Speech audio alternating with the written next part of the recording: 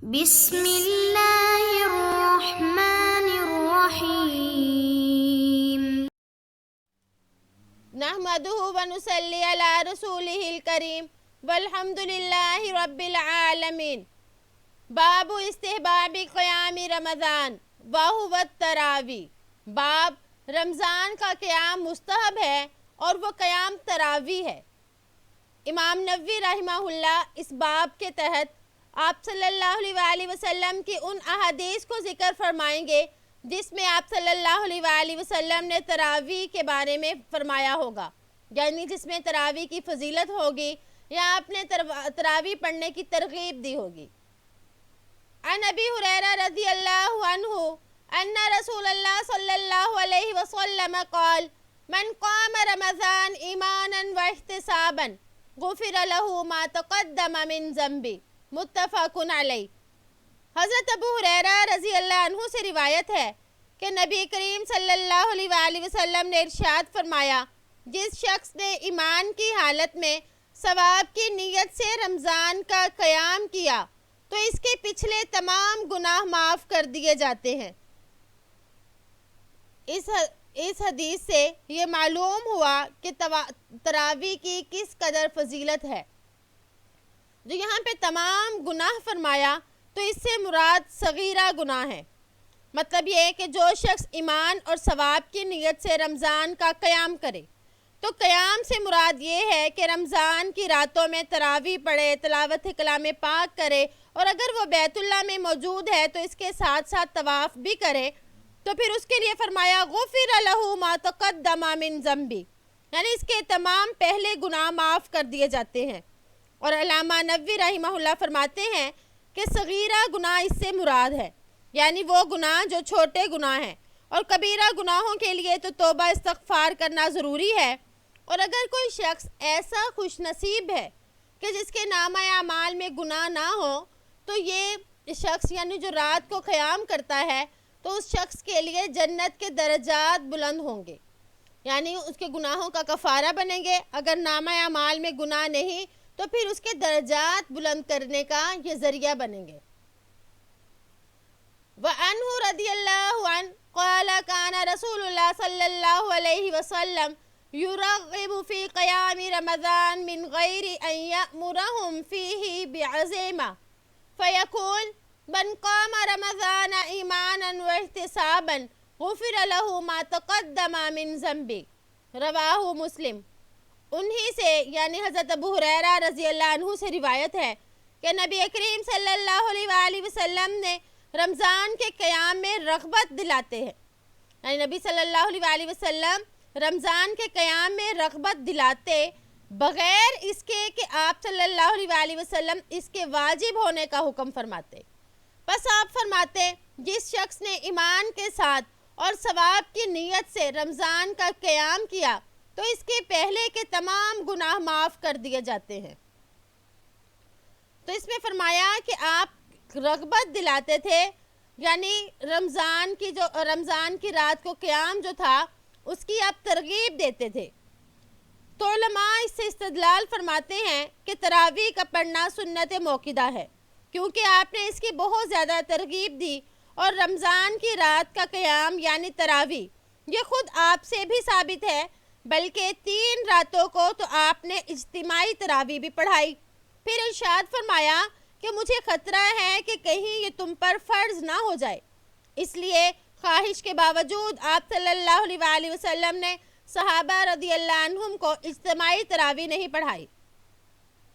مگر چونکہ بعد میں فرض ہونے کا کوئی خطرہ نہیں تھا اس لیے حضرت عمر رضی اللہ تعالیٰ عنہ کے زمانے میں اجتماعی تراویح کا اہتمام شروع ہو گیا۔ تو اس سے معلوم ہوا کہ تراویح جو ہے یہ فرض واجب نہیں، سنت ہے، اور سنت میں سے سنت موقدہ ہے، کیونکہ آپ صلی اللہ علیہ وآلہ وسلم اس کی طرف بہت رغبت دلاتے، اس کی بہت ترغیب دیتے تھے۔ باب فضل قیام لیلۃ القدر و بیان ارجا لیالیہا، شب قدر کے قیام کی فضیلت اور اس کے واقع ہونے کی رات کا بیان۔ امام نووی رحمہ اللہ اس باب کے تحت قرآن پاک کی ان آیات کو لے کر آئیں گے جس میں لیلۃ القدر کا ذکر ہوگا اسی طرح آپ صلی اللہ علیہ وآلہ وسلم کی ان احادیث کو ذکر فرمائیں گے جس میں لیلۃ القدر کے بارے میں بتایا جائے گا۔ لیلۃ القدر جو ہے یہ بہت فضیلت والی رات ہے اور یہ امت محمدیہ صلی اللہ علیہ وآلہ وسلم کی خصوصیات میں سے ہے، یعنی یہ امت اس رات کو عبادت کرے گی تو کئی ہزار راتوں سے اس کی عبادت کا ثواب زیادہ ہوگا۔ قال اللہ تعالی اِنَّا أَنزَلْنَاهُ فِي لَيْلَةِ الْقَدْرِ إِلَىٰ آخِرِ السورہ۔ اللہ جل شانہ کا ارشاد ہے ہم نے اس قرآن کو شب قدر میں نازل کیا اور آخر سورت تک۔ تو اس سے معلوم ہوا کہ شب قدر بہت فضیلت والی چیز ہے، شب قدر 1000 مہینوں سے بھی بہتر ہے، یعنی اگر کسی نے کئی ہزار مہینے عبادت کی ہو تو اس رات میں عبادت کرنے کا ثواب ان سب سے زیادہ ہے۔ وقال تعالی اِنَّا أَنزَلْنَاهُ فِي لَيْلَةٍ مُبَارَكَةٍ الآیات، اور اللہ جل شانہ کا ارشاد ہے کہ ہم نے اس قرآن کو بابرکت رات میں اتارا ہے۔ تو اس میں بھی لیلۃ القدر ہی کی فضیلت معلوم ہوئی کہ لیلۃ القدر وہ رات ہے جس میں قرآن اترا، اور اللہ پاک اس کو لیلۃ المبارکہ فرما رہے ہیں، یعنی بابرکت رات۔ وعن ابی ہریرہ رضی اللہ عنہ عن النبی صلی اللہ علیہ وسلم قال من قام لیلۃ القدر ایمانا واحتسابا غفر له ما تقدم من ذنبه متفق علیہ۔ حضرت ابو ہریرہ رضی اللہ عنہ سے روایت ہے کہ نبی کریم صلی اللہ علیہ وآلہ وسلم نے ارشاد فرمایا جس شخص نے ایمان کے ساتھ ثواب کی نیت سے شب قدر میں قیام کیا تو اس کے پچھلے گناہ معاف کر دیے جاتے ہیں۔ اس حدیث میں بھی شب قدر کی فضیلت معلوم ہوئی کہ جو شب قدر میں قیام کرے، یعنی رات کے قیام سے مراد یہ ہے کہ وہ رمضان کی راتوں میں تراویح کے اہتمام کے ساتھ ساتھ تلاوت قرآن کریم، اللہ کا ذکر وغیرہ کرے اور عشاء اور فجر کی جماعت کے ساتھ نماز بھی ادا کرے، تو ایسے شخص کو خوشخبری سنائی جا رہی ہے کہ اس شخص کے پچھلے تمام گناہ معاف کر دیے جاتے ہیں۔ جیسے کہ آپ کو معلوم ہے کہ تمام گناہوں سے مراد صغیرہ گناہ ہیں۔ تو شب قدر کب آتی ہے اس بارے میں علماء کے تقریباً 40 اقوال ہیں، لیکن زیادہ تر لوگوں کی رائے یہی ہے کہ شب قدر رمضان کی آخری تاک راتوں میں ہے، یعنی 21، 23، 25، 27 یا 29 کی رات کو۔ تو اس لیے اگرچہ ہمیں یقیناً معلوم نہیں لیکن پھر بھی شب قدر کی عبادت کرنی چاہیے، کیونکہ اس رات کا علم جو ہے یہ اللہ پاک نے قطعی طور پر نہیں دیا، تو اس لیے ہمیں اس وجہ سے عبادت کو چھوڑنا نہیں چاہیے، بلکہ ہمیں ہر رات میں اتنے اہتمام سے عبادت کرنی چاہیے جیسے کہ یہ شب قدر ہی ہو۔ تو اللہ تعالیٰ سے امید ہے کہ اللہ تعالیٰ اس انسان کو جو شب قدر کی اتنی فکر کرے گا، اتنی تلاش کرے گا، اللہ تعالیٰ اس کو اجر و ثواب بھی عطا فرما دیں گے۔ عن ابن عمر رضی اللہ عنہما ان رجالا من اصحاب النبی صلی اللہ علیہ وسلم اروا لیلۃ القدر فی المنام فی السبع الاواخر فقال رسول اللہ صلی اللہ علیہ وسلم ارى رؤياكم قد تواطأت في السبع الاواخر فمن كان متحرها فلیتحرها فی السبع الاواخر متفق علیہ۔ حضرت ابن عمر رضی اللہ عنہما سے روایت ہے کہ نبی کریم صلی اللہ علیہ وآلہ وسلم کے اصحاب میں سے چند آدمیوں کو خواب میں آخری 7 راتوں میں شب قدر دکھلائی گئی، تو آپ صلی اللہ علیہ وآلہ وسلم نے ارشاد فرمایا میں دیکھتا ہوں کہ تمہیں آخری 7 راتوں میں ایک جیسے خواب آتے ہیں، پس جو شخص شب قدر کو تلاش کرنا چاہے تو اسے چاہیے کہ آخری راتوں میں اسے تلاش کرے۔ اس حدیث میں لفظ آیا تواتت، تو اس کا مطلب ہوتا ہے موافقت کرنا۔ تو اس حدیث سے معلوم ہوا کہ آپ صلی اللہ علیہ وآلہ وسلم کے بعض صحابہ کو خواب میں شب قدر دکھائی گئی، یعنی آپ صلی اللہ علیہ وآلہ وسلم نے فرمایا کہ تم میں بعض کو آخری 7 راتوں میں موافق خواب آتے ہیں۔ تو علماء فرماتے ہیں کہ آخری 7 راتوں سے مراد وہ راتیں ہیں جو 20 رمضان کے بعد سے 27 تک ہوتی ہیں۔ یہ مطلب یہ ہے کہ آخری 7 راتیں ہی مراد ہیں، یعنی 23 سے لے کے 29ویں شب تک۔ تو آپ نے فرمایا جو شخص شب قدر کو تلاش کرنا چاہے تو اس کو چاہیے کہ آخری 7 راتوں میں تلاش کرے۔ تو اس کے اندر یہی 2 احتمال مراد ہیں، یعنی 20 سے 27 رمضان تک یا 23 سے 29 تک، مگر دوسرا احتمال علماء کے نزدیک زیادہ راجح ہے، یعنی 23 سے لے کے 29 تک میں شب قدر جو ہے وہ زیادہ امید ہے کہ وہ انہی راتوں میں سے کسی رات میں ہوگی۔ وعن عائشہ رضی اللہ عنہ قالت کان رسول اللہ صلی اللہ علیہ وسلم یجاور فی العشر الاواخر من رمضان فیقول تحروا لیلۃ القدر فی العشر الاواخر من رمضان، متفق علیہ۔ حضرت عائشہ رضی اللہ عنہ سے روایت ہے کہ رسول اللہ صلی اللہ علیہ وسلم رمضان کے آخری 10 دنوں میں اعتکاف فرمایا کرتے تھے اور فرماتے تھے کہ رمضان کے آخری 10 دنوں میں لیلۃ القدر کو تلاش کرو۔ تو اس سے معلوم ہوا اس حدیث مبارک سے بھی کہ لیلۃ القدر رمضان کے آخری عشرے میں ہے، یعنی آخری عشرے کی طاق راتوں میں لیلۃ القدر کا زیادہ امکان ہے، اور اس رات کو اللہ پاک نے مبہم رکھا اس وجہ سے تاکہ لوگ زیادہ سے زیادہ ان راتوں میں عبادت کریں اور زیادہ سے زیادہ جاگیں اور نیکیاں سمیٹیں۔ وعنہا رضی اللہ عنہ ان رسول اللہ صلی اللہ علیہ وسلم قال تحروا لیلۃ القدر فی الوتر من العشر الاواخر من رمضان، رواہ البخاری۔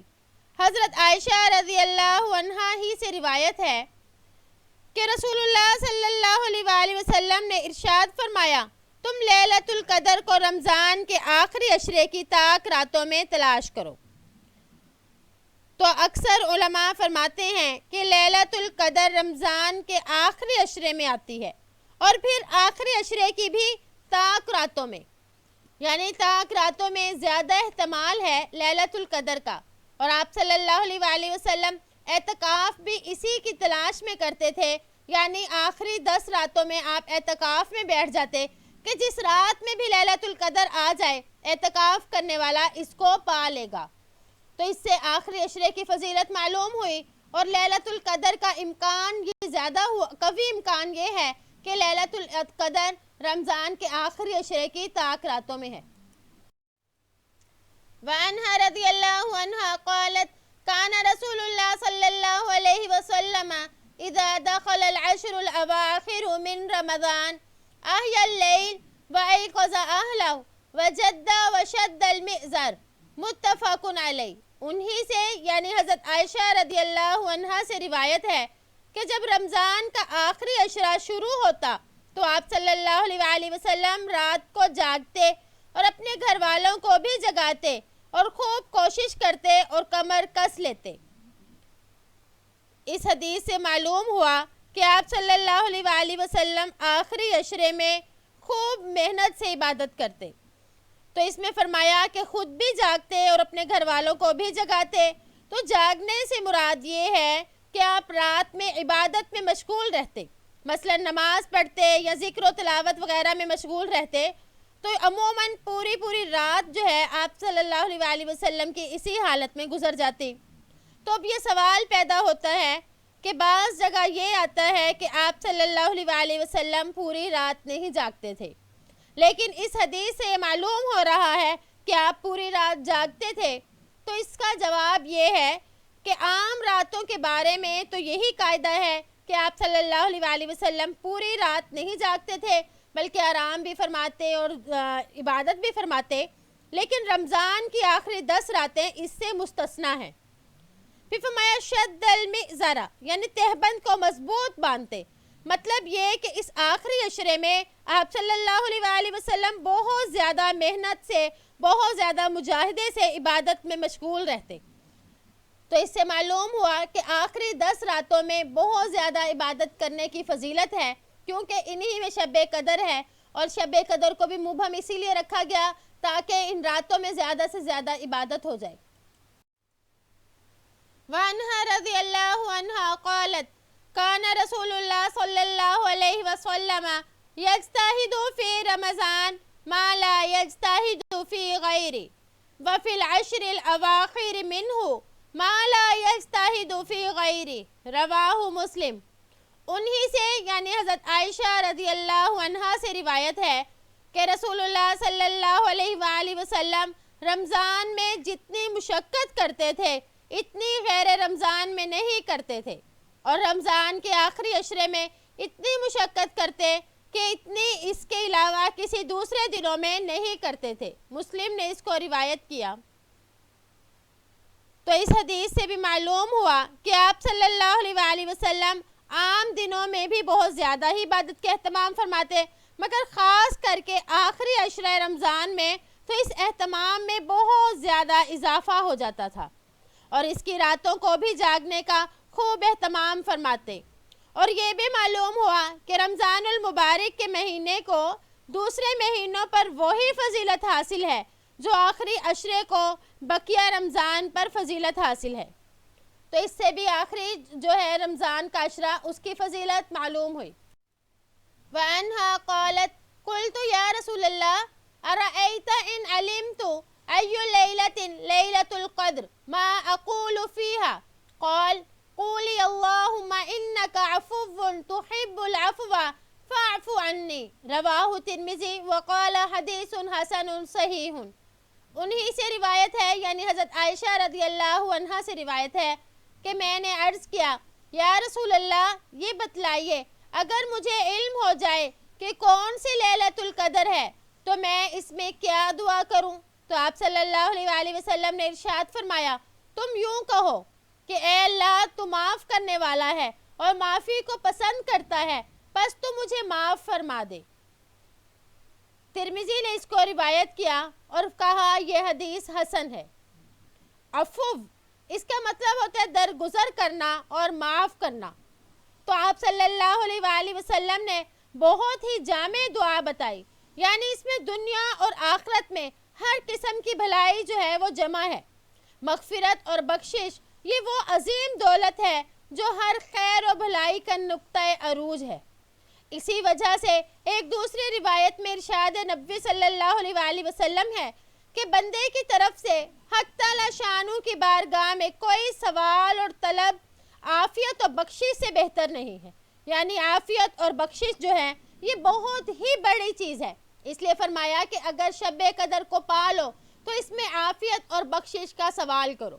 تو یہ علماء فرماتے ہیں یہ شب قدر کی دعا ہے، اس لیے آخری عشرے میں اس کو خوب پڑھا جائے کہ اللہم انکا عفو تحب العفو فاعف عنی۔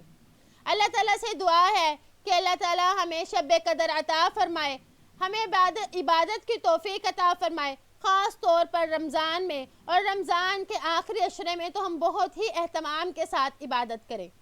امید ہے کہ آپ کو آج کا سبق سمجھ آ گیا ہوگا۔ السلام علیکم ورحمۃ اللہ وبرکاتہ۔